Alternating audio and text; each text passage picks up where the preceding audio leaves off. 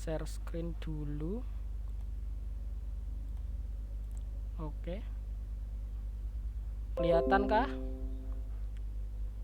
Kelihatan. Kelihatan ya. Oke. Sip, kelihatan banget. Oke, assalamualaikum warahmatullahi wabarakatuh. Selamat datang teman-teman yang gabung pada webinar kali ini, dimana pada kali ini dengan saya lagi, yaitu Bahrul Amarudin, dan di judul webinar kita kali ini itu cara mudah analisis fundamental saham, dimana topik webinar sebelumnya kita sudah membahas technical analysis untuk cryptocurrency. Nanti videonya bisa dilihat di playlist yang sama dengan video ini, karena nanti rekaman dari webinar ini akan diupload juga di YouTube. Nah, kemudian langsung saja kita ke materinya. Yang pertama pasti sama dengan webinar-webinar sebelumnya, disclaimer, dimana ini bersifat asumsi pribadi saya berdasarkan riset pribadi.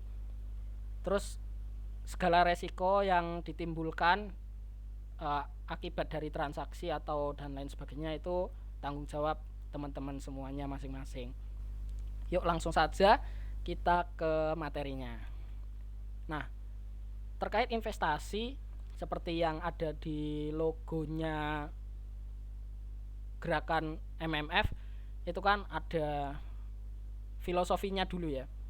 Ini tak ceritakan, kan belum pernah tak ceritakan sebelumnya filosofi dari logo ini. Sebenarnya logo ini juga aku mikirnya nggak ribet-ribet gitu, kan aku sukanya yang simple-simple aja lah gitu, nggak perlu mikir yang ribet-ribet. Akhirnya di sini aku bikin logo uang dolar karena universal kan ya, supaya channel ini atau grupnya gerakan MMF itu bisa global lah, niatnya kayak gitu, cita-citanya. Terus ada tangga. Nah, di sini ada tangga kan, tangga naik ya, bukan tangga turun, karena pasti kita pengennya kalau kita investasi ya besok-besok aset yang kita beli itu naik kayak gitu kan. Nah, di logo ini itu kita kaitkan dengan pengertian investasi sendiri, sehingga kita itu harus punya tahap atau step untuk naik level gitu, dari mental investasi kita dan lain sebagainya. Itu harus naik level, naik terus pengetahuannya, dan naik juga cuannya gitu, seperti itu. Oke.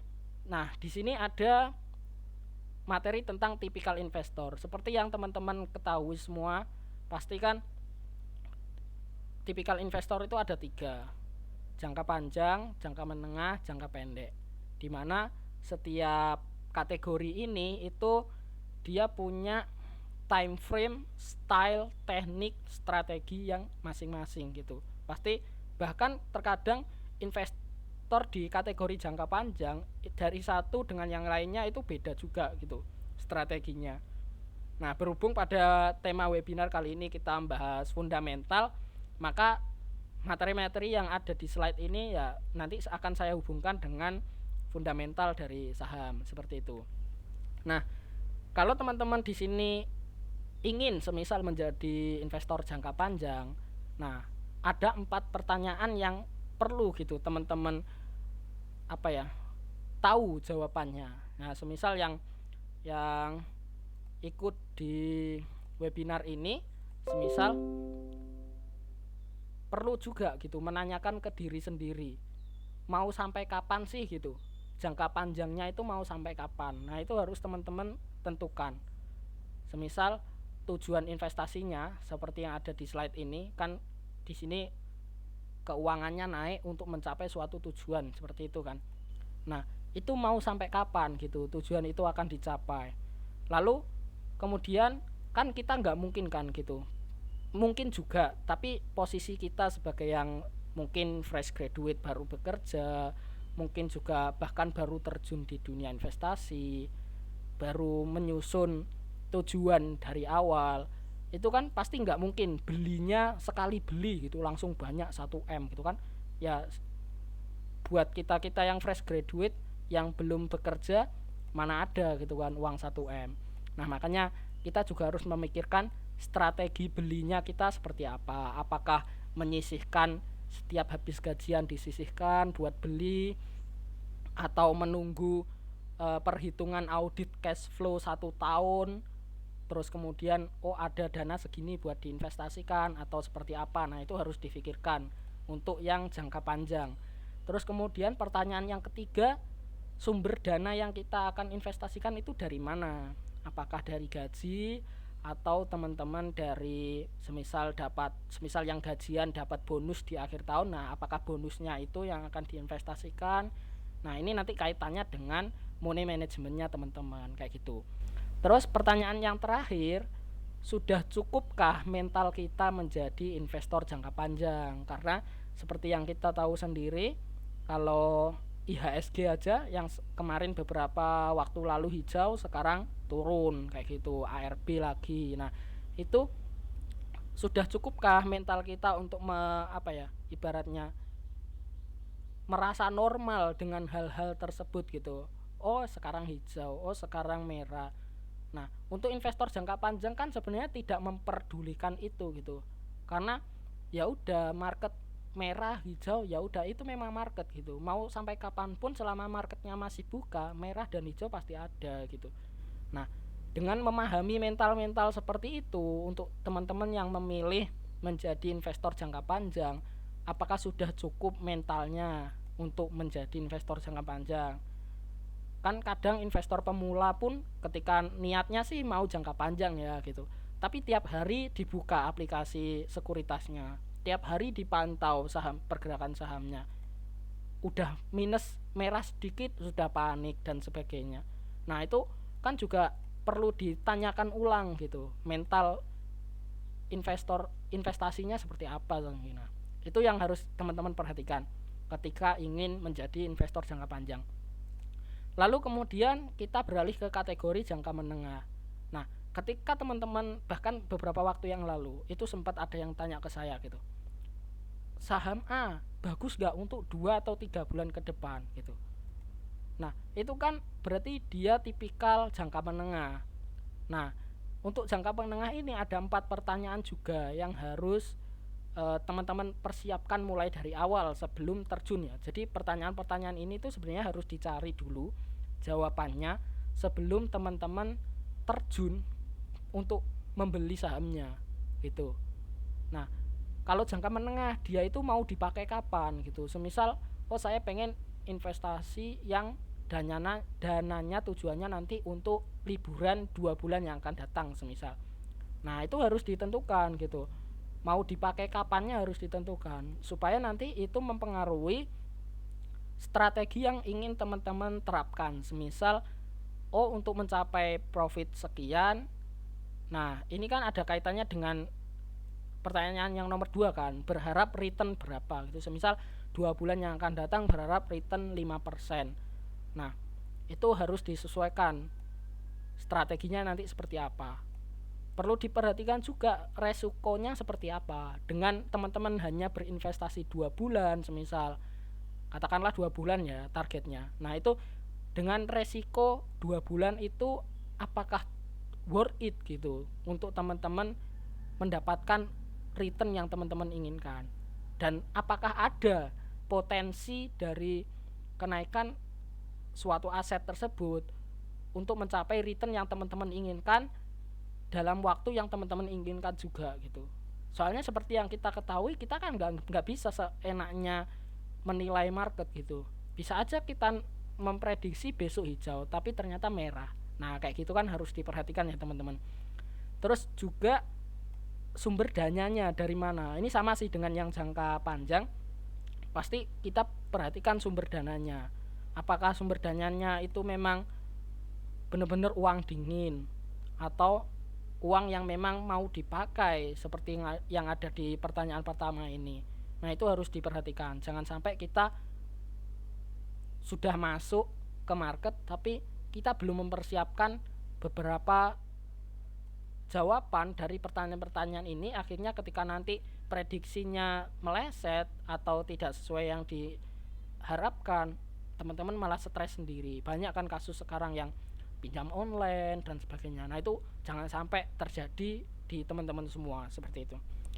Nah, kemudian untuk jangka pendek atau biasa kita sebutnya trader ya, bukan investor, trader lebih enaknya. Nah, ketika teman-teman ingin menjadi trader, pastikan dulu 4 pertanyaan ini punya gitu jawabannya. Yang pertama, yakin mau jadi trader?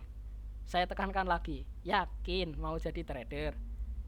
Kalau iya, sudah kuatkah mentalnya untuk menjadi trader yang menghadapi bagaimana caranya cut loss, bagaimana caranya ini sudah bagus untuk kita entry, ini sudah waktunya untuk kita exit, strategi exitnya apakah nanti kita bisa jualan, bisa jadi kan kita di gorengan, semisal di saham gorengan, lalu kemudian ternyata bid ordernya kosong padahal kita sudah beli, tapi bid ordernya kosong, kita nggak bisa jualan.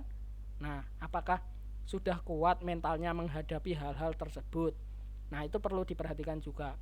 Nah, terus amankah dana yang kita pakai untuk trading gitu? Semisal kita ingin menjadi trader, itu harus teman-teman pikirkan matang-matang. Lalu pertanyaan yang terakhir, sudah siapkah dengan resikonya? Karena untuk trader jangka pendek bisa jadi dia rugi 100% ketika dia terlalu nafsu atau greedy di suatu aset di market. Bisa jadi dia tidak mempertimbangkan resiko-resiko yang ada, atau bisa jadi juga dia tidak tahu bahwa market punya resiko seperti itu gitu. Nah, 4 pertanyaan ini harus teman-teman pikirkan dan punya jawabannya gitu. Semisal yakin, seberapa yakin? 100% kah? Masih ragu-ragu 50% kah? Nah, itu harus Nah, untuk menjadi yakin 100% gimana? Gitu kan pertanyaannya.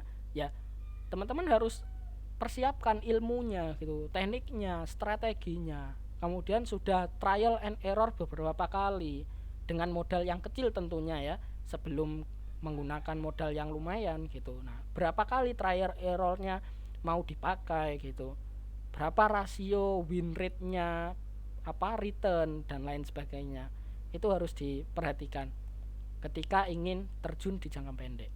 Nah, kemudian kita lanjut ke materi intinya. Sebenarnya tadi kan hanya beberapa materi intro ya, sekaligus juga warning dari saya, karena sepertinya beberapa member di grup sudah mulai banyak yang take action maksudnya ya sudah mulai terjun di market, tapi banyak juga gitu yang belum paham.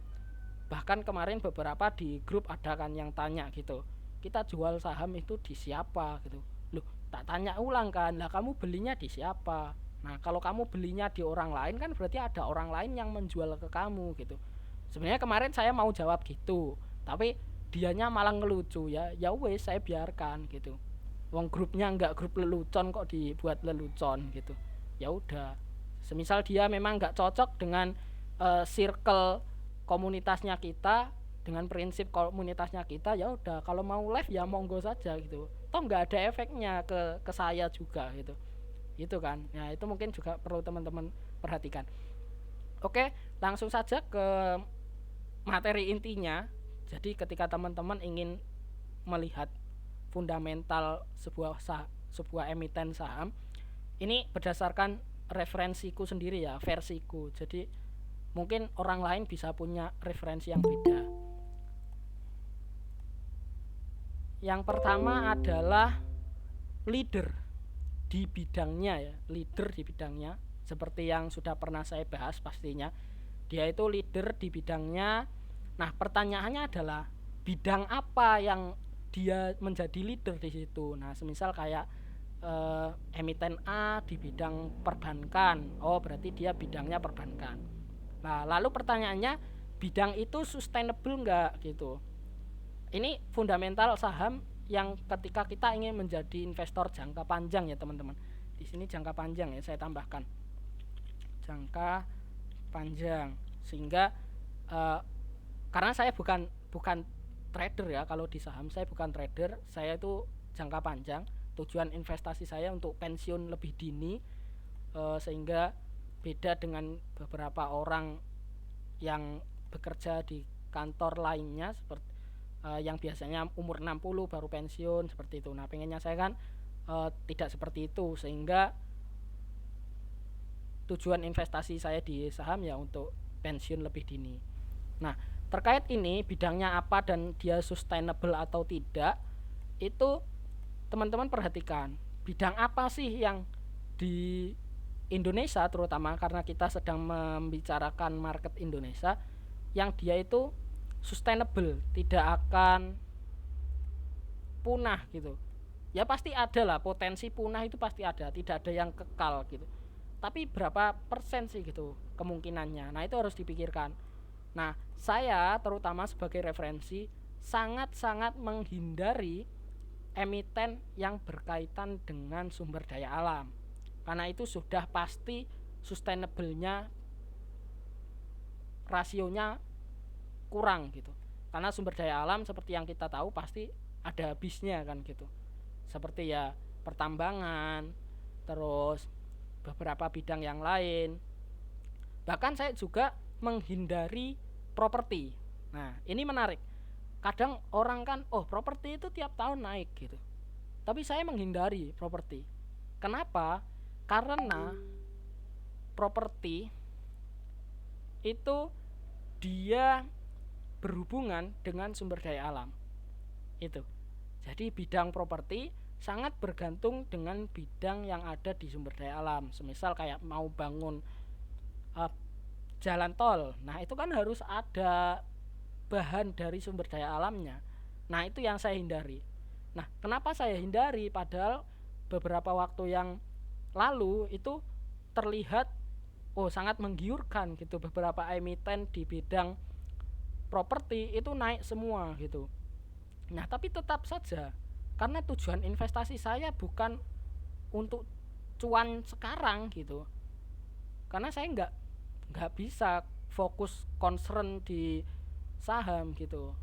Akhirnya saya milih yang untuk mencapai tujuan investasi saya, yaitu pensiun dini di 10 atau 15 tahun yang akan datang. Sehingga saya harus berpikir panjang, 10 atau 15 tahun yang akan datang, emiten-emiten apa, bidang-bidang apa yang masih sustainable, seperti itu ya teman-teman. Lalu ketika sudah memutuskan bidang apa yang akan kita pilih, kita breakdown lagi ke kapitalisasi perusahaannya. Jadi berapa triliun sih gitu yang harus dimiliki oleh perusahaan itu kapitalisasinya, sehingga kita berani ibaratnya berinvestasi juga gitu di emiten tersebut. Semisal kapitalisasinya seperti kemarin di postingannya IDX, semisal saya bukakan ya di sini ya, di sini di IDX itu ada postingan tentang, nah ini Bank BRI ya kan, dia kapitalisasinya itu tembus 603 triliun. Nah, itu kan berarti besar kan kapitalisasinya. Nah, itu berarti bisa kita lirik gitu. Tapi di breakdown juga gitu.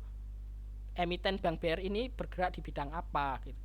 Di bidang perbankan. Oh, oke. Perbankan kalau menurut saya ya, siapa tahu di sini ada yang butuh referensi. Adakah yang butuh referensi terkait perbankan? Referensi menurut sudut pandang saya? Halo, adakah?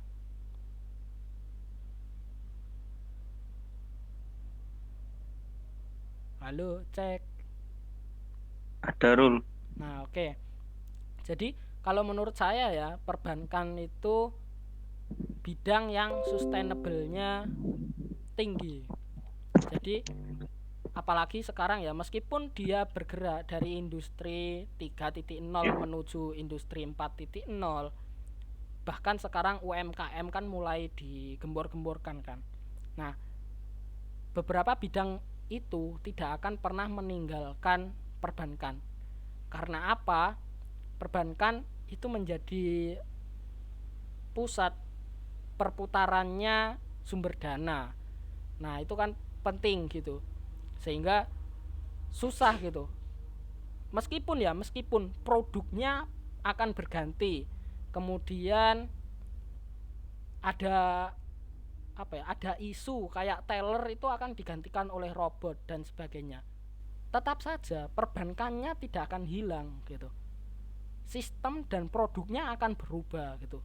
Toh orang-orang yang sekarang duduk di direksi emiten-emiten perbankan, dia tidak akan berhenti untuk memikirkan inovasi apa yang bisa dia kerjakan, yang bisa diproduksi oleh perusahaannya, sehingga itu bisa mendatangkan profit bagi perusahaan. Bidangnya pasti ada, produknya berubah tidak masalah. Toh dulu tidak ada internet banking awalnya ya kan. Terus kemudian teknologi internet mulai masuk ke Indonesia. Perbankan tidak akan diam saja gitu. Pasti dia juga berinovasi dengan mengeluarkan produk-produk yang laku di market kayak gitu, di masyarakat. Nah, itu yang harus kita perhatikan. Tidak masalah dia itu kan yang namanya pivoting pivoting produk kan, dari A ke B dilakukan pivoting supaya tetap bisa eksis di masyarakat, perusahaannya masih tetap mendapatkan untung. Nah, itu juga harus kita lihat gitu. Perusahaan A semisal kita ingin investasi, dia direksinya pinter gak gitu, manajemennya bagus gak gitu. Nah, itu kan yang berkaitan dengan kapitalisasi ini, supaya kapitalisasinya tidak turun, asetnya terus tumbuh kayak gitu ya, meskipun ada utangnya, tapi kan ya normal, namanya usaha gitu. Itu teman-teman. Nah, kemudian yang terakhir kita harus cek laporan keuangannya setiap kuarter kayak gimana, supaya kita bisa mengukur investasi kita yang sedang ada asetnya itu akan tetap termanage dengan baik atau tidak gitu teman-teman. Jadi berapa triliun sih gitu kapitalisasinya, terus manajemen dari direksinya, dari perusahaannya sampai bawah seperti apa, bagus atau tidak, laporan keuangannya setiap kuarter seperti apa kayak gitu. Nah, kemudian poin yang ketiga adalah akuisisi market atau produknya dia itu dengan perusahaan lain yang satu bidang itu berapa perbandingannya gitu. Semisal kita bandingkan perbankan ya, dari bank A dan bank B. Oh, bank A di setiap kecamatan loh ada tellernya. Bank B itu di satu kabupaten semisal hanya ada beberapa di kecamatan. Nah, itu kan kita bisa bandingkan. Oh, berarti akuisisi marketnya si A lebih banyak gitu daripada si B gitu. Kan kayak gitu kita bandingannya. Jadi kalau teman-teman ingin membandingkan emiten A dengan emiten B, harus face to face ya, harus misal perbankan ya diperbandingkan dengan perbankan, jangan sampai perbankan dibandingkan dengan consumer good, ya beda pastinya gitu. Oh ya, untuk leader di bidangnya tadi yang sustainable saya lupa, karena dari tadi saya bahasnya perbankan, pasti teman-teman mikirnya oh Bahrul ini berarti fokusnya di perbankan, tidak juga gitu. Jadi sustainable yang saya maksud atau yang menurut referensi saya kalau di bidang yang ada di pasar modal ada dua, perbankan dan consumer good. Nah, kenapa consumer good kok masuk dalam bidang yang sustainable? Karena dia itu produk-produknya itu untuk menunjang kebutuhan sehari-hari masyarakat, seperti makanan, terus layanan-layanan rumah tangga dan lain sebagainya. Itu tidak akan ada matinya, pasti setiap hari dipakai gitu produknya. Nah, itu kan sustainable-nya berarti tinggi gitu. Dan mereka juga tidak akan diam saja dengan adanya revolusi industri dan sebagainya. Pasti mereka juga mengadopsi itu gitu. Mereka juga didukung dengan tenaga kerja yang ahli di bidangnya masing-masing. Seperti itu teman-teman. Nah, kalau akuisisi market ini kita kembali lagi ke sini, perbandingannya seperti apa tadi sudah saya jelaskan. Lalu kemudian penggunanya berapa sih gitu. Perbandingannya bisa kita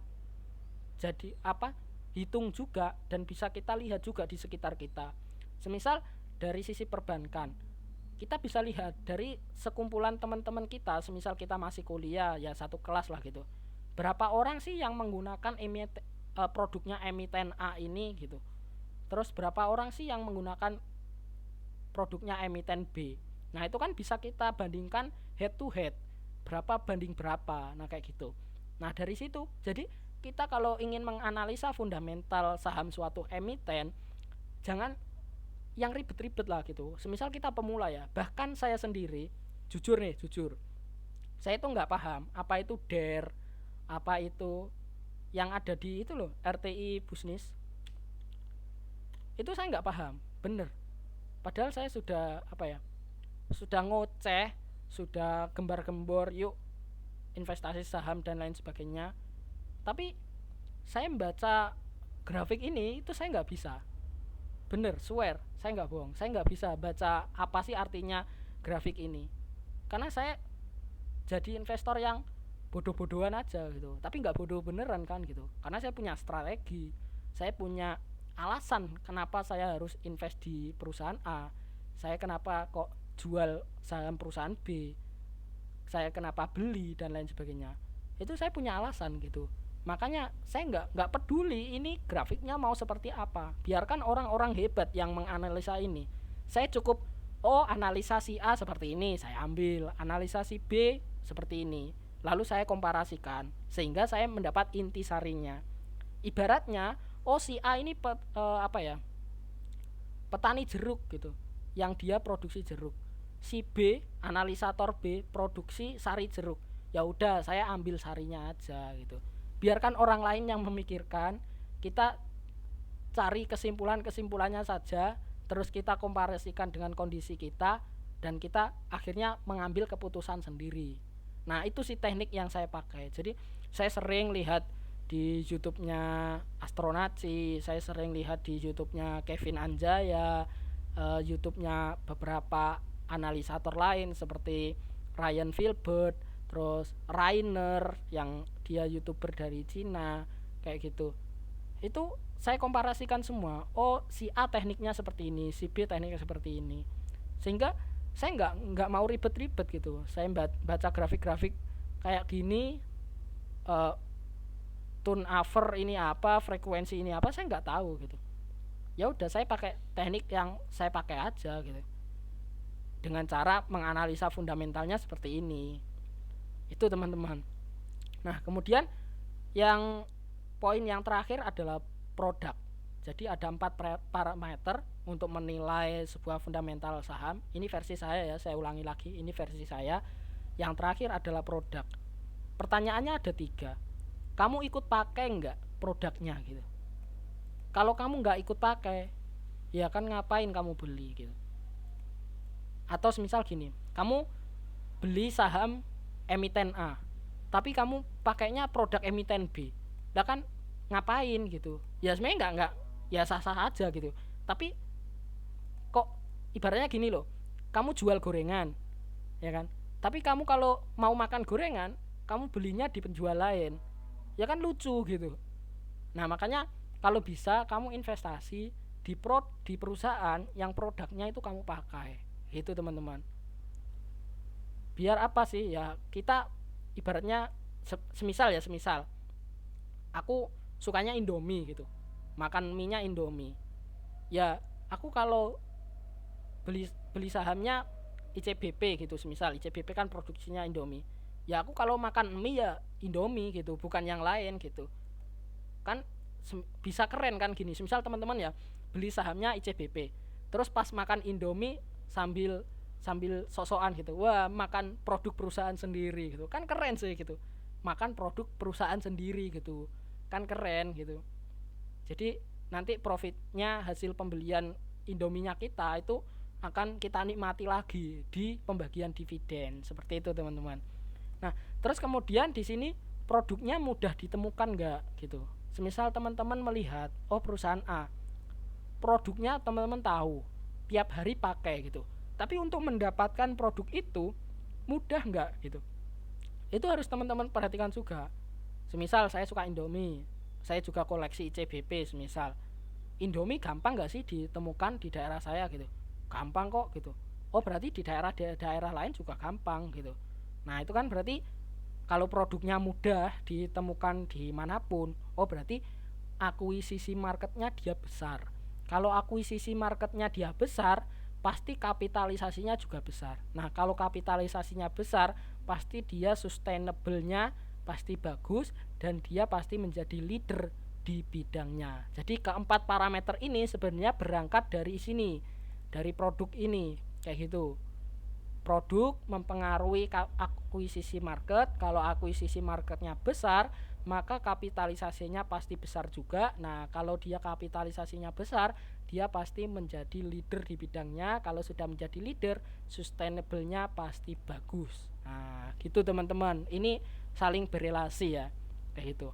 Mungkin dari sini dulu ada yang mau ditanyakan sebelum pindah ke slide selanjutnya, biar saya nggak ngoceh terus.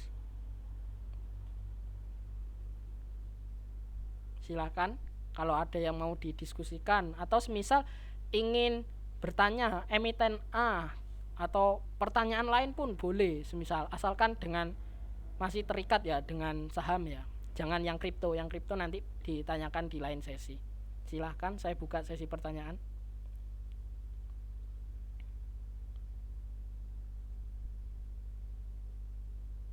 Saya Rul. Oke lah. Nah, lihat slide-nya sampean yang tadi 4 parameter. Oke, ini ya. Mm-mm. Nah, kan misal nih, Mm-mm. teman kayak tadi apa nyebut yang kapital besar salah satunya Bank BRI. Oke. Kapitalisasinya dia emang leader, mesti Mm-mm. seperti di mana kecamatan tuh ada BRI gitu. Oke.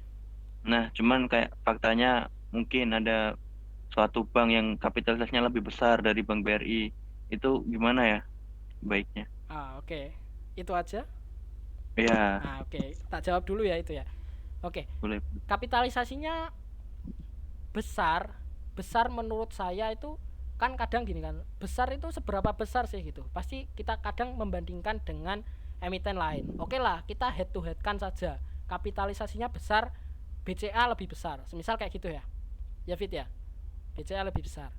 Nah, lalu kembali ke diri kita sendiri, kita mengukur diri kita dengan pertanyaan ini, sumber dananya dari mana untuk kita membeli saham emiten tersebut, cukupkah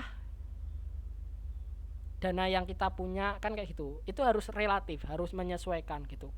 Semisal kita sumber dananya ya kan, sumber dananya itu dari gaji, semisal kita gaji UMR Surabaya atau mana gitu kan, semisal kita gajinya 5 juta per bulan, lalu kita lihat di Yahoo Finance, semisal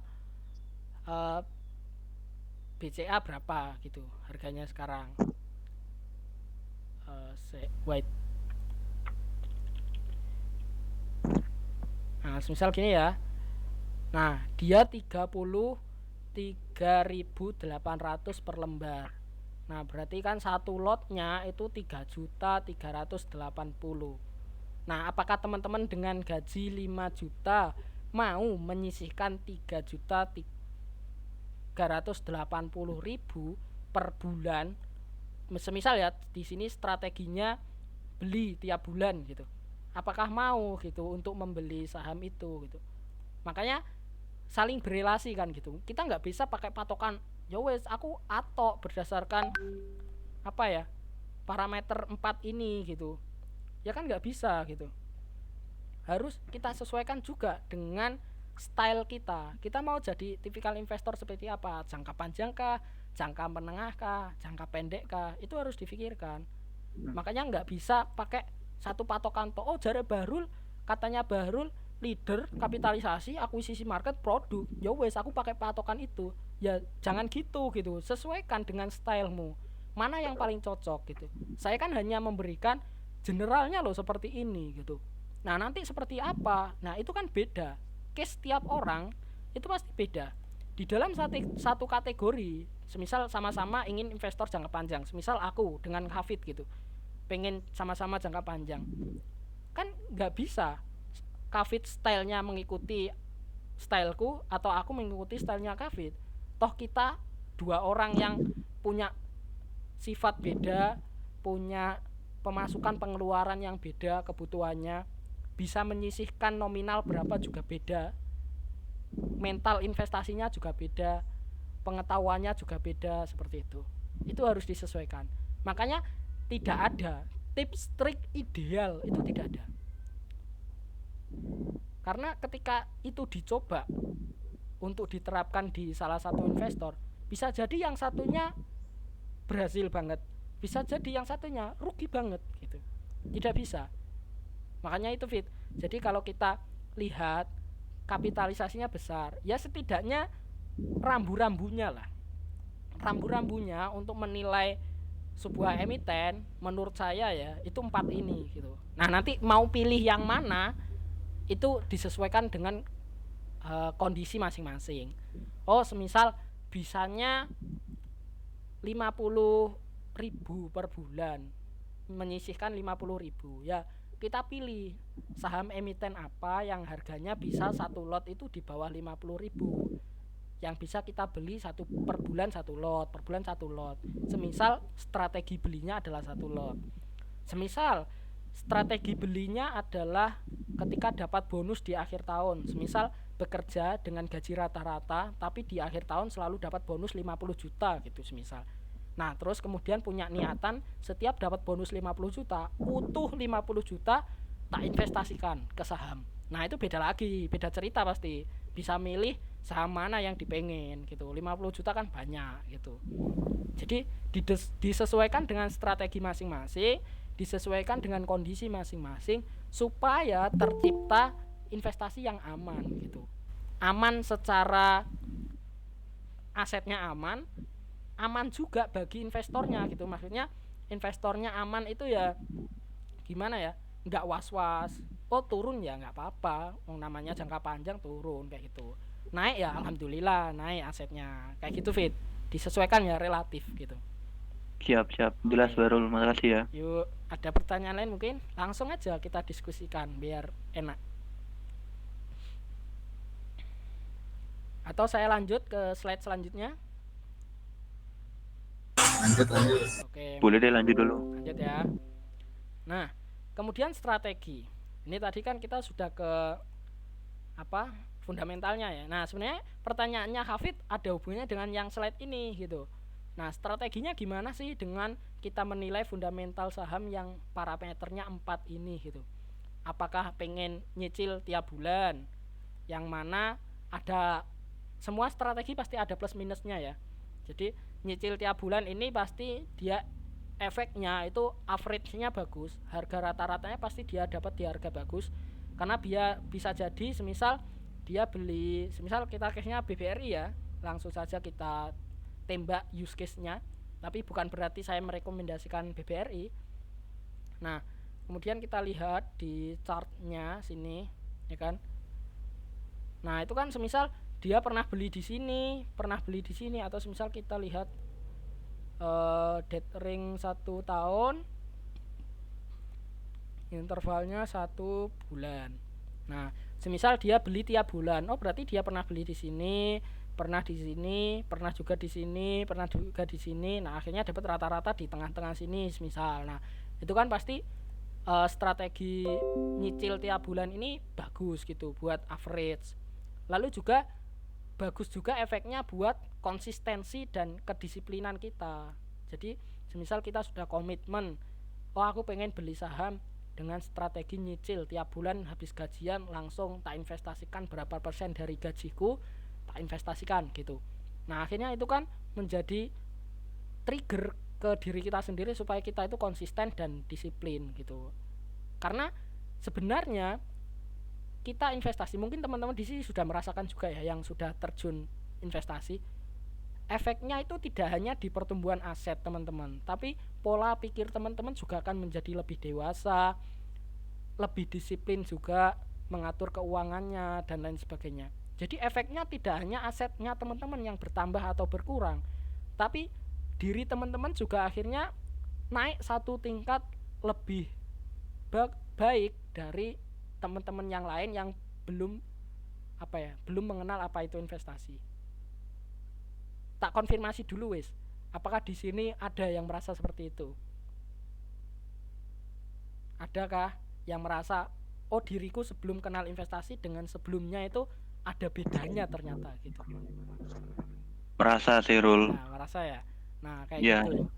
Yang sebelumnya keuangannya mungkin acak-acakan, tidak terekod dengan baik, bahkan yang sudah bekerja kadang kan kalau kita pulang gitu ke rumah ada yang tanya gitu, udah kerja beberapa tahun uangnya kemana aja gitu. Maksudnya kadang kalau di bahasa Jawa pasti gini, iku lo wes kerja pirang tahun tapi duitnya mbuh nang ndi gitu, ya kan, karena kita nggak punya pencatatannya gitu, tiap bulan itu mau habis dipakai apa aja, disimpan di mana aja, kita nggak punya. Akhirnya kalau ada orang atau keluarga kita atau orang tua kita tanya, le duitmu nang dia sih ngono wis kerja beberapa tahun kok gak nyantol blas. Makanya kadang kan ada yang sudah kerja 1 tahun bisa beli motor sendiri kayak gitu kan, berarti kan ada pencapaian gitu. Tapi ada juga di sekitar kita itu yang sudah bekerja bertahun-tahun tapi terlihat tidak tidak apa ya, tidak pernah beli apa-apa kayak gitu. Ya mungkin saja dia itu belinya saham gitu, bisa jadi kan gitu. Nah, kayak gitu. Tapi kan juga apa ya, biar kita naik kelas lah gitu, kita jadi investor itu ibaratnya kita naik kelas gitu, punya aset juga kan gitu. Nah, itu yang strategi nyicil tiap bulan. Lanjut ke strategi yang kedua, yaitu buy on weakness. Nah, buy on weakness ini strateginya adalah dia menyimpan cashnya di reksadana. Jadi ini teknik yang digunakan oleh kapten saham juga, pasti kenal dong kapten saham, ya kan. Nah, itu dia kan pasti porsinya 50% itu di reksadana. Nah, gunanya apa sih? Gunanya untuk dibelikan saham ketika ada krisis gitu.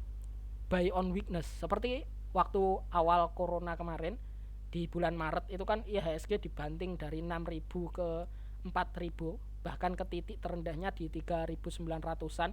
Nah, itu kan bagus banget untuk kita beli gitu. Nah, itu strategi buy on weakness, di mana dia memanfaatkan krisis, sehingga krisis adalah bencana yang paling disukai oleh investor yang punya cash, ya ada tanda kutipnya, yang punya cash. Makanya kalau ingin buy on weakness selalu siap cash, karena cash adalah king gitu. Dan money management yang kuat, karena money management adalah queen gitu, ya kan.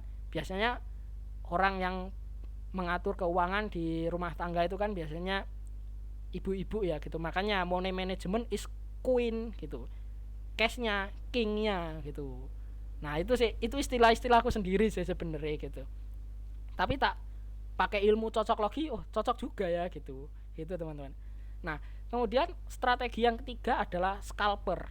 Nah, scalper ini itu cocok buat orang-orang yang dia bekerja di industri digital, sehingga setiap hari dia pasti bersentuhan dengan komputer, bersentuhan dengan PC, bersentuhan dengan handphone atau smartphone, sehingga ada waktu-waktu tertentu seperti waktu istirahat dan lain sebagainya yang dia bisa memantau asetnya sedang seperti apa. Nah, bisa jadi meskipun saya jangka panjang tapi saya strateginya scalper. Contoh, saya punya dana 10 juta semisal. Saya ingin scalper, semisal beli saham A dapat 100 lot. 10 juta dapat 100 lot.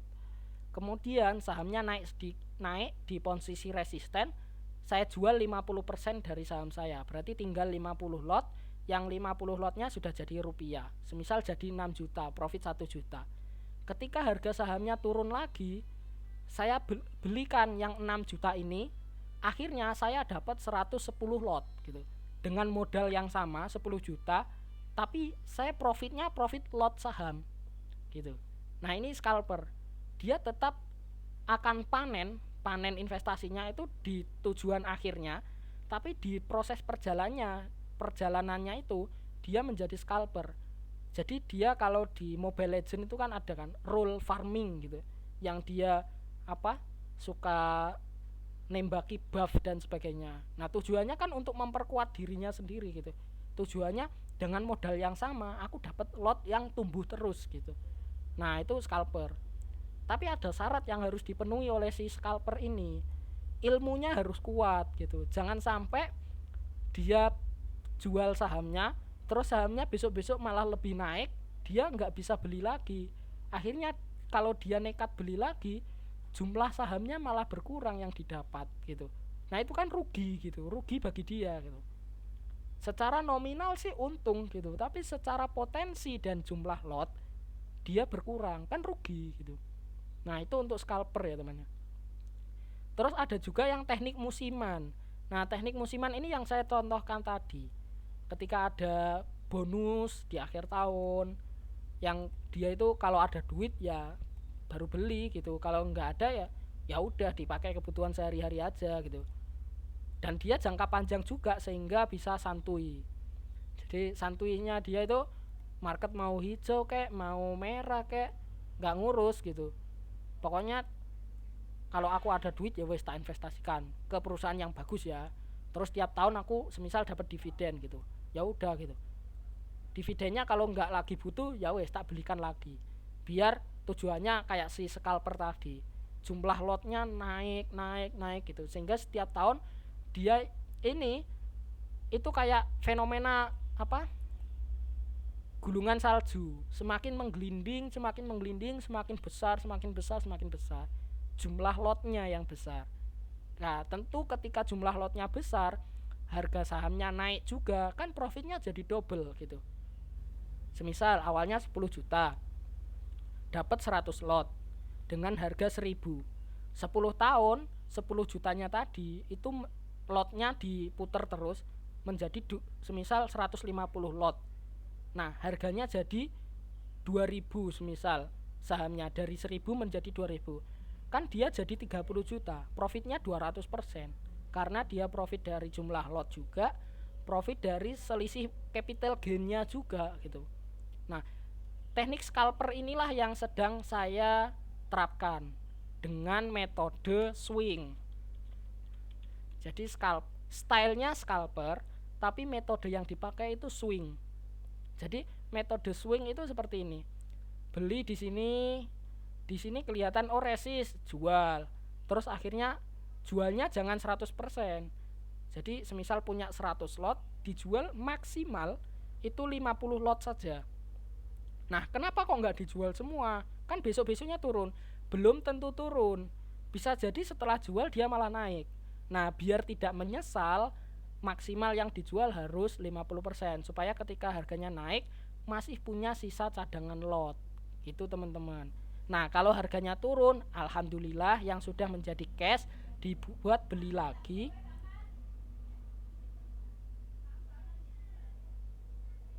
supaya gele, supaya bisa dapat lot yang lebih banyak. Sorry ya tadi ada itu interrupt kayak gitu teman-teman. Dari sini teknik scalper ini ada yang ditanyakan kah, atau oh gitu toh scalper gitu? Kita diskusi dulu biar lebih hidup webinarnya. Atau ada yang sudah menerapkan teknik ini? Strategi sih bukan teknik, tekniknya swing namanya, strateginya ya scalper.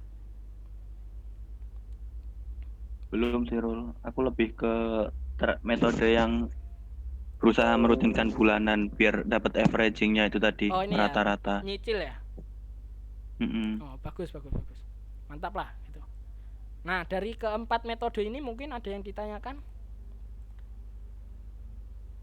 atau mungkin gini, apakah kita harus konsisten dengan satu metode gitu ya kan, mungkin ada yang tanya gitu ya, atau mungkin di benaknya ada yang tanya gitu.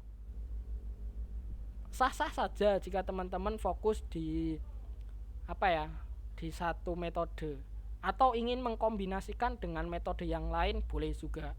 Karena kalau saya sendiri itu semua metode ini saya pakai. Nyicil juga, tiap habis gajian nyicil. Terus buy on weakness, saya selalu sedia cash di tabungan, bisa juga di deposito semisal. Terus ketika ada krisis langsung aja disikat gitu. Terus saya juga scalper, saya swing supaya jumlah lot saya naik. Terus saya juga musiman, semisal ada bonus dari kantor gitu, saya buat beli. Nah, itu saya pakai semua. Bisa jadi yang di sini average-nya sudah bagus, tapi ketika dia sudah resisten, akhirnya saya jual sebagian saham saya. Tujuannya apa? Supaya saya bisa beli lebih murah lagi ketika harganya nanti turun untuk tes support. Saya beli di situ supaya jumlah lot saya naik lagi, lebih banyak lotnya dengan modal yang saya tidak pernah nambah lagi gitu. Ya nambah sih waktu bulan yang akan datang habis gajian, nambah juga waktu saya dapat bonus gitu. Tapi intinya kan tidak nambah uang yang lain gitu loh. Akhirnya keempat ini saya pakai gitu, dan it's work gitu, itu bekerja dengan 4 metode ini gitu. Tentunya dengan pemilihan saham yang memiliki fundamental yang bagus. Nah, relasinya seperti itu teman-teman. Gitu ya. Terus slide selanjutnya IHSG, bahas dikit aja, nggak perlu banyak-banyak karena saya juga nggak expert di IHSG ini. IHSG adalah resume, jadi teman-teman hanya gunakan aja sebagai referensi gitu. Tetap fokus pada emiten yang teman-teman pegang tujuan awalnya, jangan termakan isu gitu. Kan kalau IHSG merah, oh nanti saham saya jadi merah, belum tentu juga gitu. Tetap harus percaya pada emitennya, jangan percaya IHSG-nya gitu. Ya percaya gitu, tapi jangan porsinya jangan termakan oleh isu IHSG gitu. Percaya diri aja dengan analisa ketika teman-teman niat beli itu gitu. Nah, pertanyaannya kan kalau nggak pede, kenapa dibeli sih dari awal gitu kan? Simple kan? Kalau nggak pede, kenapa dibeli kan gitu. Makanya ini yang menjadikan kita tidak panik kalau saham kita turun. Loh, itu kan saham-sahammu sendiri gitu kan, semisal. Terus sekarang turun kok nyalahkan orang lain, kan ada kan kasusnya yang di beberapa platform gitu di sosial media, menyalahkan orang lain gara-gara dikasih referensi tapi dia ikut-ikutan loh. Kalau nggak pede kenapa beli, kan gitu simpelnya. Ya jangan mudah menyalahkan orang lain gitu teman-teman. Itu ya terkait dengan IHSG. Jadi fokus aja di emiten yang teman-teman sedang koleksi gitu. Nah, terus mungkin ada pertanyaan gini juga. Bagusnya kita pegang berapa emiten gitu kan ya? Pasti ada yang punya pertanyaan gitu. Nah, kalau rekomendasi saya maksimal adalah 3. Dan di ketiganya ini beda bidang. Tapi saya hanya 2. Saya di consumer good dan perbankan. Wes, tak bocorkan kalau ada yang pengen tahu. Saya di consumer good dan perbankan karena 2 itu yang menurut saya kembali lagi sustainability-nya lumayan besar. Jadi di sini kalau IHSG merah saya nggak peduli gitu. Saham saya turun ya saya nggak peduli, nggak apa-apa. Bukan nggak peduli tidak mau tahu ya, tapi tidak peduli oleh penurunan harga itu gitu loh. Ya kalau turun lebih dalam ya saya malah seneng, saya bisa serok lebih banyak gitu, punya lot banyak dengan average yang pasti turun gitu. Jadi mindsetnya harus gitu. Nah itu adalah mindset pemain besar. Retail seperti kita harusnya mindsetnya harus seperti mereka-mereka yang sudah punya modal besar. Turun ya serok gitu. Tapi ya harus dengan perhitungan ya, bukan kok hari ini turun baru ARB sekali langsung diserok, besoknya ARB lagi malah panik gitu. Jangan kayak gitu gitu. Nah, sudah waktunya entry atau belum, itu nanti akan saya buatkan video terpisah. Kapan sih gitu waktu yang tepat buat kita entry di saham? Itu akan saya buat terpisah, tidak saya bahas di webinar ini. Nanti ya ditunggu. Sudah ada beberapa persiapan konten, tenang saja. Kayak gitu teman-teman. Mungkin dari sini ada pertanyaan, saya buka lagi sebelum slide terakhir. Ini slide 11, ini slide terakhir.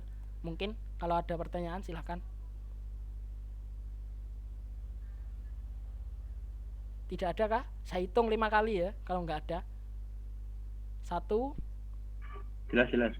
2, 3, 4, 5. Oke, nggak ada ya. Atau mungkin kalau nanti ada ya silahkan aja ditanyakan di grup, di komunitasnya kita. Semoga komunitasnya berkembang lah ya nanti. ke depannya, semoga semakin Amin. maju. Nah, sebelum saya tutup webinarnya, pasti quote ya. Saya suka buat quote. Ya sok-sok bijak gitulah. Orang yang bertanya besok market akan hijau atau merah, itu ciri-ciri investor gadungan. Dia pasti hanya pengen tahu referensi dari orang lain gitu. Dan itu adalah bukti bahwa dia tidak pede dengan emiten yang sedang dia punya. Kalau ini kan saham ya, pasti relasinya dengan jangka panjang gitu. Beda lagi kalau kasusnya di trading, di trader. Beda lagi. Di sini saya nyinggungnya jangka panjang ya. Perlu saya garis bawahi.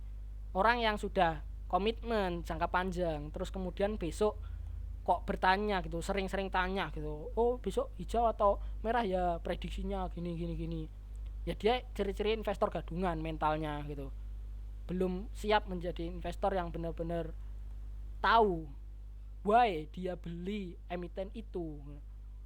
Nah, satu-satunya hal yang pasti terjadi pasar adalah perubahan harga. Makanya kadang kan ada kan yang tanya gitu, apa kira-kira 1 bulan yang akan datang merah atau hijau, naik atau turun, ya itu adalah kepastian gitu. Yang tidak pasti adalah hijau atau merahnya, tapi yang pasti berubahnya itu pasti gitu. Tapi yang merah atau hijau tidak ada yang tahu gitu. Itu ya teman-teman, penutup dari webinar pada kali ini, quote-nya. Nah, satu-satunya kepastian di pasar saham adalah perubahan harga gitu. Perubahan harga itu yang pasti gitu. Yang lainnya ya nggak pasti.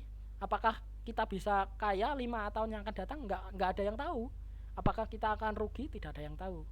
Nah itu teman-teman, mungkin demikian ya webinar pada kali ini. Terima kasih buat yang sudah join di webinar kali ini. Thank you waktunya. Kurang lebihnya dari saya juga mohon maaf ya kalau ada salah. Terus ini hanya referensi. Tetap semangat, tetap terus belajar. Saya juga masih terus belajar. Dan salam cuan. Wassalamualaikum warahmatullahi wabarakatuh. Waalaikumsalam. Terima kasih Bang Ahmad.